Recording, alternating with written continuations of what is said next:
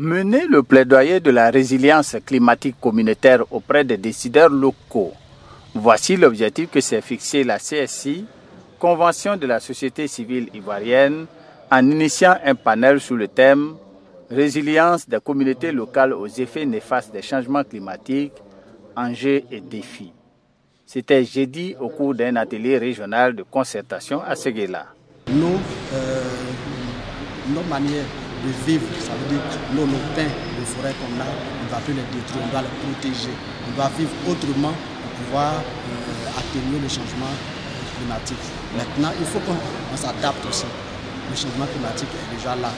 Qu'est-ce qu'on fait pour pouvoir s'adapter? Donc il faut souvent nos populations qui sont locales, c'est à elles que cette formation est destinée. Il faut que la population se reconvertisse de plus en plus. S'ils sont tributaires de l'agriculture, il faut qu'ils développent d'autres activités pour être encore plus résilients. Celles qui sont aussi dans l'agriculture, elles doivent diversifier leurs sources de revenus. Le panel a enregistré la participation des populations riveraines de la forêt classée du Mont Sangbé. Il s'agit des communautés vulnérables des villages de Touna et de Tenengbe, des organisations de femmes, de jeunes, de personnes en situation de handicap, des chefs traditionnels et des acteurs du privé.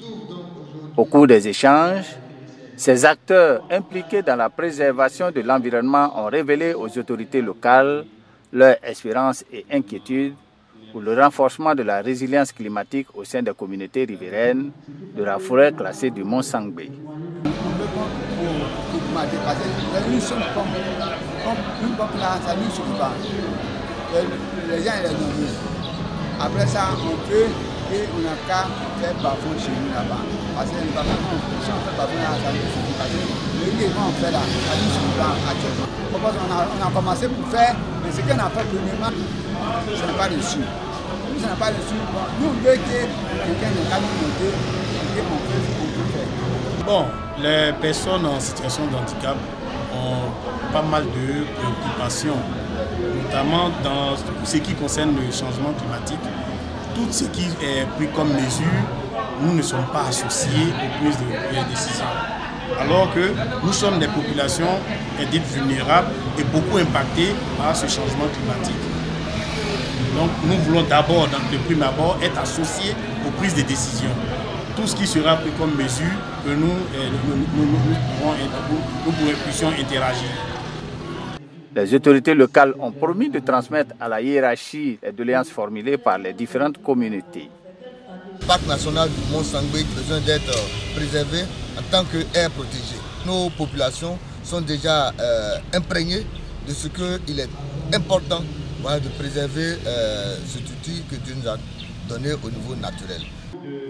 Le panel s'inscrivait dans le cadre du projet Benkadi, un projet de plaidoyer pour l'amélioration des politiques publiques sur le changement climatique en vue de l'atténuation et l'adaptation aux effets de l'érosion côtière et de la dégradation des aires protégées en Côte d'Ivoire. Le panel est soutenu par le ministère des Affaires étrangères des Pays-Bas.